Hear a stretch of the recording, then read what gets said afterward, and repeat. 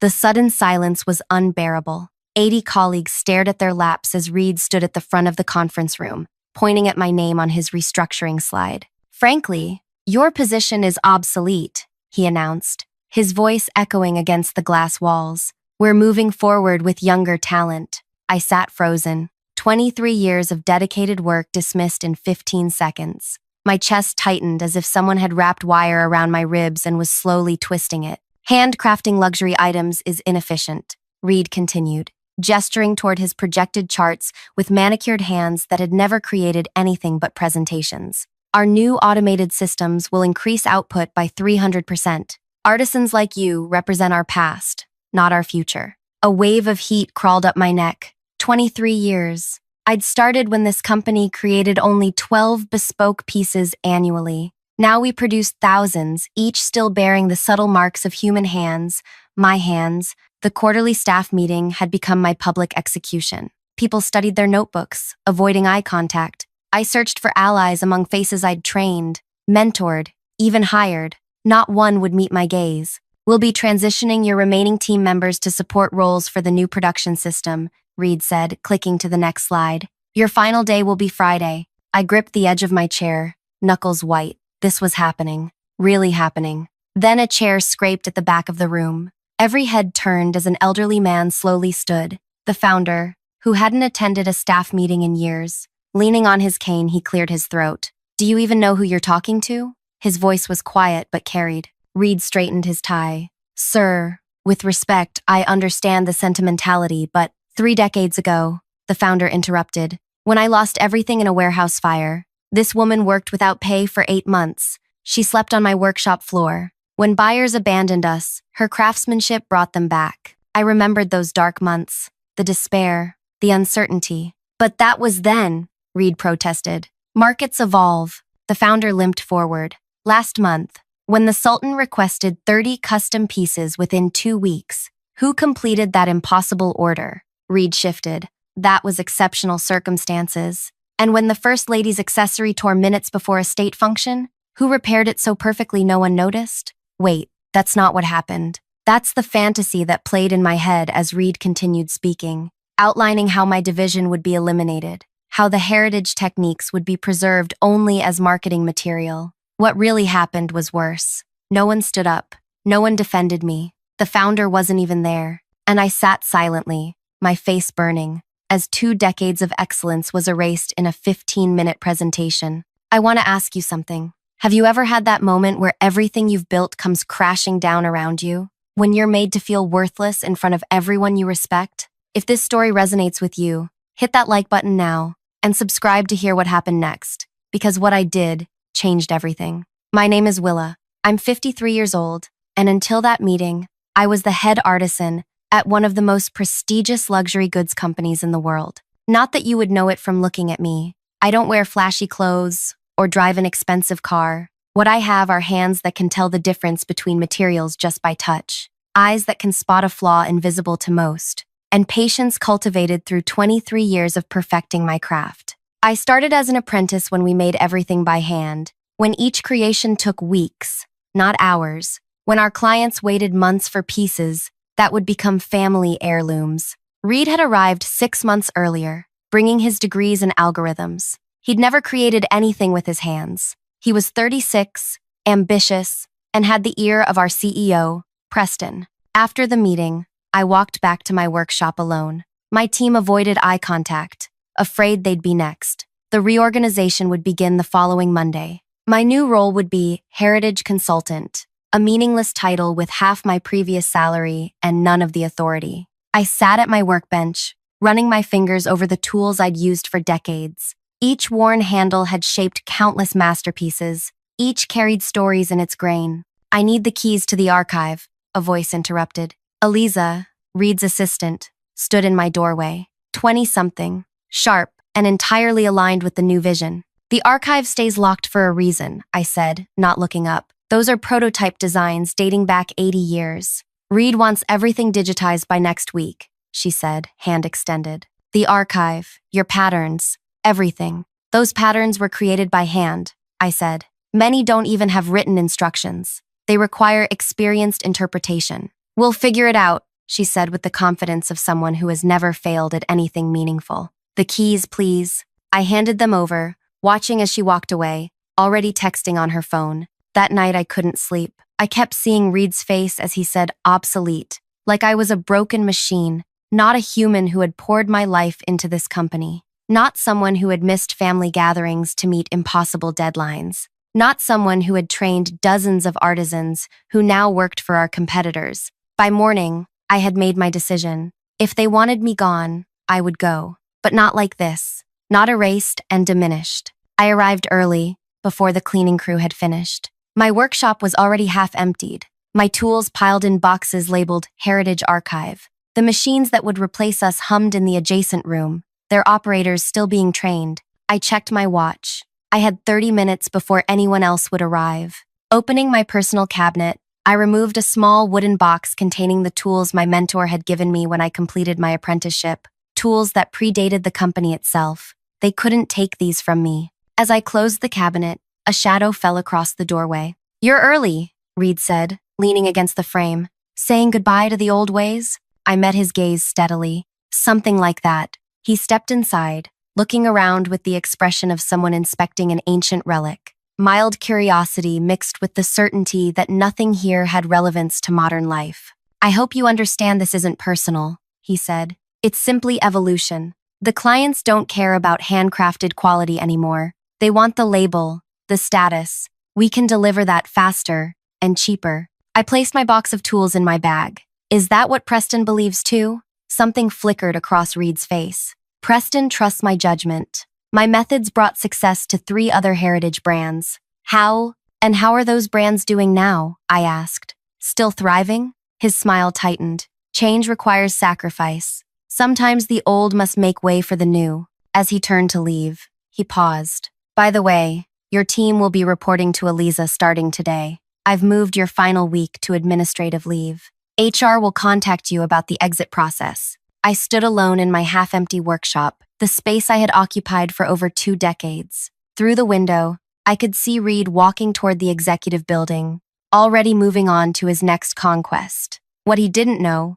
what none of them knew, was that I had no intention of going quietly, because while Reed saw me as obsolete, he had overlooked something critical about people with my experience. We know where all the weak points are. 3 days into my administrative leave, I sat at my kitchen table surrounded by newspaper clippings, old company newsletters, and notes I'd compiled over 23 years. My hands moved methodically, organizing information while my mind calculated possibilities. My phone vibrated with another message from my former team. "They're ruining everything," wrote Gina, my protege of 7 years. "The machine tore through a limited edition hide yesterday. $500,000 wasted." I placed the phone screen down without responding. Gina had sat silently during my humiliation. They all had. The doorbell rang. Through the peephole, I saw Eleanor, the company's HR director, standing on my porch with a leather portfolio, the same portfolio I'd handcrafted for executive gifts 5 years ago. "Willa,"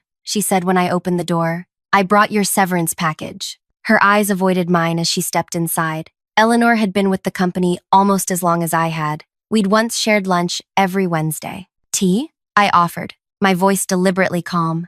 "I can't stay," she said, placing the portfolio on my counter. "Everything's explained in the documents. The separation agreement needs your signature by Friday." I nodded, not touching the portfolio. "How are things?" Eleanor hesitated, conflict visible in her expression. "Challenging. Reed's moving fast. The board seems impressed with the projected numbers. And the quality issues? There's a learning curve," she said carefully. "Preston believes it will stabilize." "Preston hasn't been on the workshop floor in years," I said. "Has he actually examined the new products?" Eleanor fidgeted with her bracelet. "Look, I shouldn't be telling you this, but there's an emergency meeting tomorrow. The Miyamoto order was completed using the new process, and they've rejected the entire shipment. It's a 7-figure loss." I kept my expression neutral, but inside, a tiny flame kindled. The Miyamoto family had been clients for 3 generations. Their standards were exacting. "I'm sorry to hear that." Eleanor moved toward the door, then paused. "Reed's blaming your team.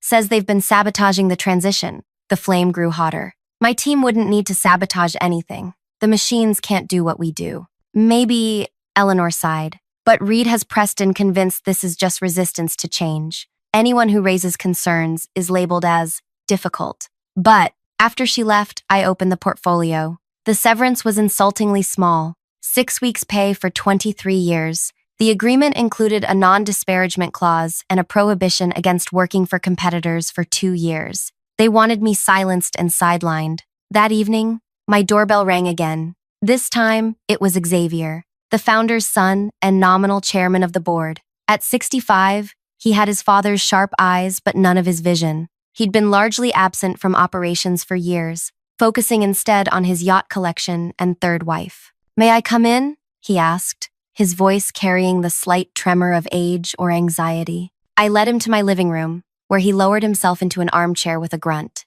"I'll be direct," Xavier said. "Things aren't going well since your departure." "It's been 3 days," I noted. 3 very expensive days. He leaned forward. "The Miyamoto rejection is just the beginning. 2 other major clients are threatening to cancel standing orders." I waited, saying nothing. "Reed assures us it's temporary," Xavier continued. "But I'm not convinced. My father always said you were the heart of our craftsmanship." "Your father has been dead for 12 years, I said flatly. "And in that time, you've cut our quality control budget every year while demanding higher output." Xavier flinched. "Business realities. We're managed without compromising our standards," I interrupted. "Until Reed." "Yes, well," Xavier cleared his throat. "That's why I'm here. We want you to come back, as a consultant, to help smooth this transition." I studied his face. Xavier had never visited my workshop, had never learned the names of a single artisan. Yet here he was, in my living room, asking for help. "What does Reed say about this offer?" Xavier's hesitation told me everything. "Reed doesn't know I'm here. He's convinced his approach is right, and Preston supports him, but I have concerns. So I'd be undermining the man who publicly humiliated me, while having no actual authority? You'd be preserving your legacy," Xavier countered. "And if things improve, who knows what might happen with Reed's position?" I stood, signaling the end of our conversation. "I'll consider it." After Xavier left, I returned to my kitchen table, and the materials spread across it. His visit had confirmed what I suspected. Cracks were already forming in Reed's vision. But returning as a powerless consultant wasn't my plan. That night, I received a text from an unknown number. "The archive has been emptied. All designs digitized. Originals headed to storage. Thought you should know." I smiled for the first time in days. The pieces were moving into place. What Reed and Preston didn't understand was that our company's value wasn't in the products themselves, but in the knowledge behind them. Knowledge that lived in the hands and minds of artisans like me. Knowledge that couldn't be digitized or automated. Knowledge that, over 23 years, I had carefully documented in ways only I could access. The next morning, I called Preston's assistant and requested a meeting with the CEO. Not next week, not tomorrow, today. The time for silence was over. Preston's assistant scheduled me for 4:30 p.m., the dead zone between afternoon meetings and evening obligations. A time slot reserved for matters considered necessary, but not urgent. I arrived at the headquarters 20 minutes early, pausing in the lobby where my designs were displayed in glass cases, pieces that had defined luxury for 2 decades. As I checked in with security, a group of young employees passed by, glancing at me with uncomfortable recognition. News travels fast.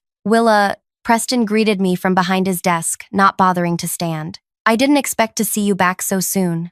At 58, Preston had transformed from a sales director to CEO over 15 years, riding the company's success that artisans like me had built. He'd been my ally once, before quarterly targets became his religion. "I'm surprised Xavier didn't mention our conversation," I said, taking a seat. Preston's eyebrows lifted slightly. "Xavier visited you? That's interesting." The Miyamoto rejection concerned him. A temporary setback, Preston dismissed with a wave. "Reed has already implemented adjustments to the process." I nodded. "That's actually why I'm here. I've been thinking about ways to smooth this transition." For 30 minutes, I outlined a compromise, keeping a small team of master artisans for special commissions, while gradually introducing automation for standard lines. Preston listened, occasionally making notes. "Your proposal has merit," he finally said, "but it contradicts Reed's vision of comprehensive modernization." "Reed's vision is costing you clients," I countered.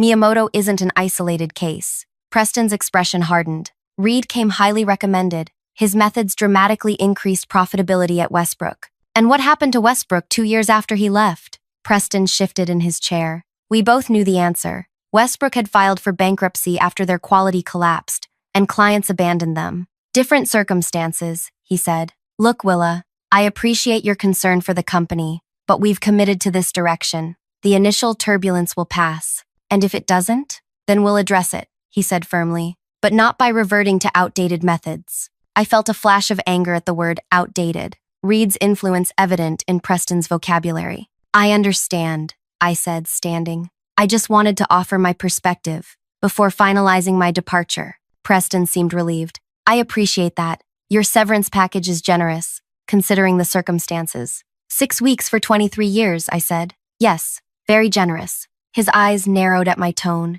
The industry is changing, Willa. We all need to adapt. As I reached the door, I paused. One last thing. The Larson Commission, has it been started yet? Preston frowned. The anniversary gift? I believe Reed assigned it to the new production line as a test case. I nodded. Interesting choice. Mr. Larson specifically requested my work. He's ordered anniversary gifts for his wife from me for 15 years. I'm sure Reed communicated the changes to him, Preston said, though uncertainty flashed across his face. Of course, I smiled. I look forward to seeing how it turns out. As the door closed behind me, I heard Preston picking up his phone. The next morning, I received a call from Eleanor. Reed wants to meet with you, she said, her voice tense. Today, if possible. What about? The Larson Commission. Apparently there's been a misunderstanding. I agreed to a 2 p.m. meeting, then spent the morning methodically organizing my apartment. By noon, my dining room had been transformed into a makeshift office, with files sorted chronologically and color-coded by project type.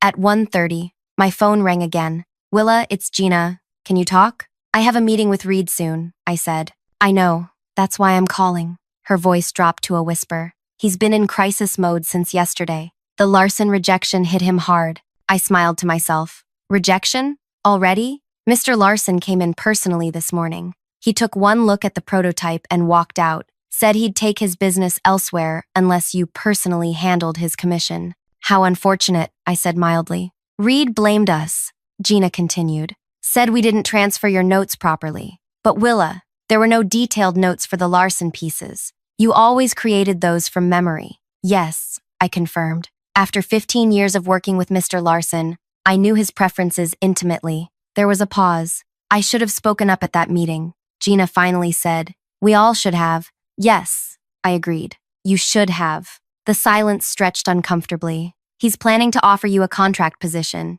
Gina finally continued. Just for special clients like Larson, but with strict limitations. I see. Be careful, Gina warned. Reed's been researching your history with the company, asking strange questions about your access to designs and client relationships. After hanging up, I dressed carefully in a simple gray dress that I'd made myself, a detail only those who truly understood craftsmanship would notice. Reed's new office occupied the space that had once been our design studio. The walls, once covered with sketches and material samples, now displayed digital renderings and productivity charts. Willa, he greeted me with professional warmth that didn't reach his eyes. Thank you for coming in on short notice. I took the offered seat. Eleanor mentioned the Larson Commission. Yes, Reed said, leaning forward. There seems to have been a miscommunication regarding Mr. Larson's expectations. Not a miscommunication, I corrected. A failure to understand the nature of true craftsmanship.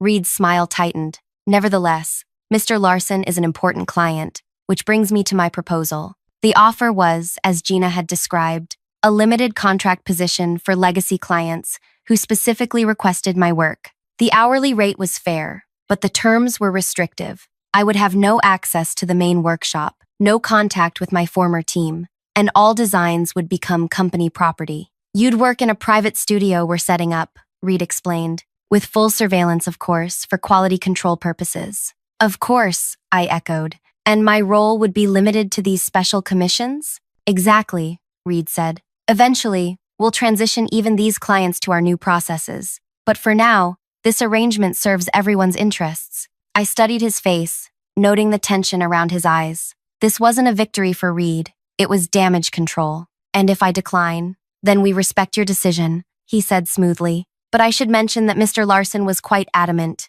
He's threatened to share his disappointment with other long-term clients. The threat was clear: return on their terms, or be blamed for the loss of prestigious customers. I'll need time to consider, I said. Of course, Reed nodded. But we'll need your answer by tomorrow. Mr. Larson's anniversary is approaching, and we've promised delivery. As I stood to leave, Reed added, one more thing. During your consultation, we'd expect complete confidentiality regarding our new production methods. No discussing company changes with clients. You want me to pretend nothing has changed? We want you to focus on your specific assignments, he clarified. The broader company vision isn't your concern anymore. I nodded slowly. I understand completely. That evening, as dusk settled over my neighborhood, I sat on my porch watching lightning flicker on the horizon. A storm was coming. My phone buzzed with messages from former colleagues, each hinting at deteriorating conditions at the company, quality issues mounting, client complaints escalating, Reed's temper fraying. I didn't respond to any of them. Instead, I dialed a number I hadn't called in years. Willa, answered a gruff voice. It's been a while. Hello, Bernard, I said. I think it's time we had that conversation you've been wanting to have. Bernard Laurent had been trying to recruit me for his rival company for over a decade. Each offer had been more generous than the last. I'm listening, he said, surprise evident in his voice. Not over the phone, I replied, and I have specific conditions. As we arranged to meet, thunder rumbled closer. The storm was approaching faster than expected. Just like my plan, the meeting with Bernard took place at a small cafe 20 miles from the company headquarters. At 70, Bernard Laurent still maintained the sharp eye for detail that had made him a respected competitor in the luxury goods market. So, he said after we'd exchanged pleasantries, you've finally decided to join me? I sipped my tea. Not exactly. Bernard's bushy eyebrows rose. Then why are we here? I'm starting my own atelier, I said, and I need your help. For the next hour, I outlined my vision. A small, specialized studio focusing on true craftsmanship. Not mass production disguised as luxury, but genuine artistry. Bernard listened, occasionally asking pointed questions about financing, infrastructure, and most importantly, clients. You'll need a substantial investment, he noted, and competing against your former employer won't be easy. I'm not planning to compete with them, I replied. I'm planning to outlast them. Bernard studied me for a long moment. You know something. It wasn't a question. I know many things, I said, including how Reed's modernization is alienating our most valuable clients. And you're willing to wait for the collapse? I'm willing to be ready when it happens, I corrected. Bernard leaned back, fingers drumming on the table. What exactly do you need from me? Workspace, suppliers, and your word that you won't poach my clients when I secure them. Bold to assume you'll secure any, he challenged. I reached into my bag and removed a small notebook. This contains confirmations from 12 clients who will follow me wherever I go, including Miyamoto and Larson. Bernard's eyes widened as he scanned the names. These represent nearly 40% of your former company's custom orders. 43%, I corrected. I've been their primary point of contact for years. Many don't even know the company name. They know me. And your non-compete clause? Applies to working for competitors, I said, not to founding my own studio. Bernard closed the notebook, a smile spreading across his weathered face. You've thought this through, for longer than they realize. The next morning, I called Reed and declined his offer. His response was immediate. You're making a serious mistake, he warned. This industry is changing. There won't be a place for artisans like you in the future. Perhaps, I said, but I'm not concerned about the future right now. I'm concerned about Mr. Larson's anniversary gift. It's in 3 weeks, correct? Reed's pause confirmed my information. We'll manage. I'm sure you will, I said. Please give Preston my regards. 2 days later,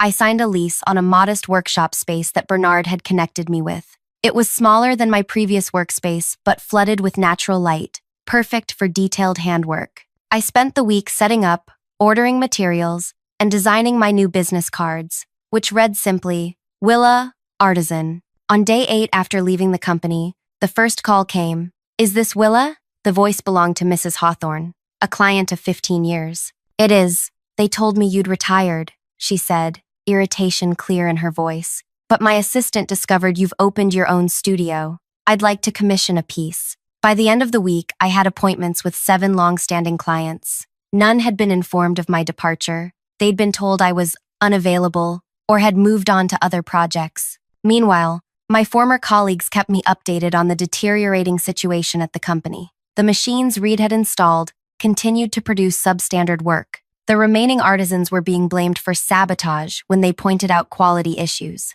Client complaints mounted. Gina called on a Sunday evening, her voice hushed. There's an emergency board meeting tomorrow. The Larson piece was delivered yesterday. And? It was rejected again. Mr. Larson went straight to Preston, threatened to contact business publications about the company's fraudulent quality claims. It's chaos here, Willa. I thanked her for the information, then spent the evening preparing for what would come next. The following afternoon, Eleanor called. The board wants to meet with you, she said, her voice carrying the weariness of someone caught in a corporate storm. Tomorrow morning. What about? They wouldn't say exactly, but Xavier was present, and he insisted on contacting you. I agreed to the meeting, then called Bernard to update him. Be careful, he warned. They may offer you something substantial to return, or they may try to intimidate me about client contacts, I countered. Either way, you're in a stronger position than they realize, Bernard said. The clients who've contacted you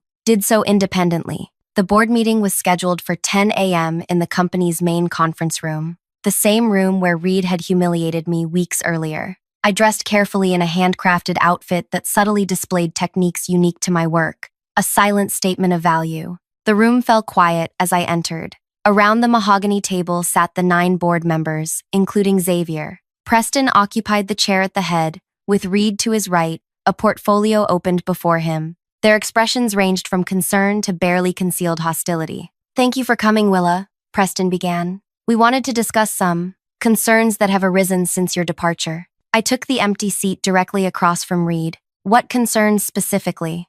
Xavier cleared his throat. Several of our most valuable clients have expressed dissatisfaction with recent commissions. Some have canceled standing orders. That's unfortunate, I said. Reed leaned forward. We have reason to believe you've been contacting these clients directly, disparaging our new production methods. I haven't contacted anyone, I said truthfully. They found me. Found you? Preston interrupted. How would they even know you'd left? Perhaps when their calls and requests specifically for me went unanswered, I suggested. Or when they received machine-made products after years of handcrafted quality. Reed's face flushed. The quality issues are temporary. The quality issues are inherent, I corrected. You cannot automate what takes 20 years to learn. An uncomfortable silence fell over the room. Xavier finally spoke. The board has discussed the situation at length. We believe a recalibration of our approach may be necessary. Preston shifted in his chair. What Xavier means is that we're considering maintaining a small artisan division for specific clients while continuing our modernization elsewhere. And you want me to lead this division? I stated. Yes, Xavier confirmed. With appropriate compensation and authority, of course. I looked at each face around the table. Most couldn't meet my eyes. I'm afraid that won't be possible, I said. I've established my own studio. Reed's laugh was sharp. A small workshop can't compete with our infrastructure. I don't need to compete, I replied. I only need to serve my clients. Your clients? Reed's voice rose. They are company clients. Your contact with them was as a company representative. I smiled for the first time. Actually, that's not entirely accurate. I opened my bag and removed a bound document, sliding it across the table to Preston. What's this? He asked, flipping through the pages. My original employment contract, I said, along with every amendment over 23 years. You'll notice Section 12, Paragraph 3, specifically addresses client relationships. Preston found the page, his expression shifting as he read. For master artisans, I continued, client relationships developed through personal craftsmanship remain the intellectual property of the artisan, not the company. This clause was created by the founder to ensure artisans would be motivated to develop long-term client loyalty. Xavier leaned forward. Is this accurate? Preston nodded slowly. It appears to be, though this clause hasn't been included in contracts for at least 15 years. But it was in mine, I said, and never amended. Reed snatched the contract, scanning it with growing alarm. This is an oversight, clearly not intended to. It's legally binding, interrupted the company's legal counsel, who had been silent until now. I reviewed these documents when Miss Willa's severance was prepared. The clause is valid. The revelation hung in the air. I had not stolen clients. I had retained relationships that legally belonged to me. Furthermore, I continued, I've never disparaged this company. I simply informed clients who contacted me that I now work independently. Preston closed his eyes briefly. How many? 17 so far, I said, representing approximately 60% of your custom order revenue. The number sent a visible shock through the room. Reed's face had gone from flushed to ashen. This is unacceptable, he stammered. We'll pursue legal action. On what grounds? I interrupted. I've violated no agreements. I've merely exercised rights preserved in my contract. Xavier turned to Preston. We need to discuss this privately. Preston nodded, then addressed me. Willa, would you mind stepping out while we confer? I gathered my belongings and walked to the door, then paused. There's something else you should know. All eyes turned to me. The techniques I developed over 23 years, the proprietary methods that made our products unique, those belong to me as well. Section 14, paragraph 7. Techniques and methods developed by master artisans remain the intellectual property of said artisans unless specifically commissioned and documented by the company. Reed jumped to his feet. That's absurd. You developed those techniques while employed here. I did, I agreed. But the company never documented them as required by the contract. In fact, Reed recently had all my handwritten notes digitized and the originals placed in storage, without proper documentation of ownership. The legal counsel closed his eyes, confirming my interpretation with his silence. I opened the door. I'll wait outside. 40 minutes later, Xavier emerged. We'd like to continue this conversation, he said. Perhaps over lunch? The board had reached a decision. They would not pursue legal action against me, recognizing that it would only further damage their reputation with elite clients. Instead, they proposed a partnership. My new atelier would become an exclusive, high-end division of the company, operating independently but under their umbrella. Reed was notably absent from lunch. By dessert, I learned he had been placed on administrative leave pending review. The board has concerns about his approach, Xavier explained carefully, and about certain representations he made regarding client retention. I declined their partnership offer. I prefer true independence, I told them, but I'm open to a limited collaboration on specific projects. We eventually negotiated an arrangement where I would accept select commissions that required resources beyond my new studio's capabilities. The company would provide materials and infrastructure. I would provide the craftsmanship and client relationship management. 1 week later, Reed was officially removed from his position. The press release cited strategic differences as the reason for his departure. 2 days after that, I received a text from Eleanor. Reed's modernization cost the company $12.8 million in lost orders and rejected merchandise. Your legal contract just saved your legacy and possibly the company. 6 months later, my small atelier was thriving. I had hired 2 apprentices and was teaching them the techniques that had taken me decades to perfect. Several former colleagues had reached out about joining me, including Gina. I considered each request carefully, remembering their silence during my public humiliation. Bernard visited my studio on a crisp autumn morning. You've created something remarkable here, he observed, examining a piece I was completing for Mrs. Hawthorne. I created nothing new, I corrected. I preserved something valuable, and destroyed Reed's career in the process, Bernard added with a sly smile. I set down my tools. Reed destroyed his own career by devaluing what he didn't understand. Bernard nodded thoughtfully. The oldest lesson in business: never underestimate what appears obsolete to your untrained eye. As I look back now, I realize my story isn't really about revenge. It's about value. The value of expertise, of patience, of tradition. Reed saw me as obsolete because he couldn't see the worth in what I'd spent decades perfecting. His mistake wasn't modernization. It was dismissing the foundation that made the company successful in the first place. If you've ever been undervalued or pushed aside for the new and improved, I hope my story reminds you that true quality endures. Experience matters. Craftsmanship matters. And sometimes, the most powerful response to being called obsolete isn't loud resistance, it's quietly proving your lasting value. If this story resonated with you, please hit that like button and subscribe for more tales of resilience and reinvention. Share in the comments a time when you were underestimated and how you proved your worth. Because in a world obsessed with the new, there's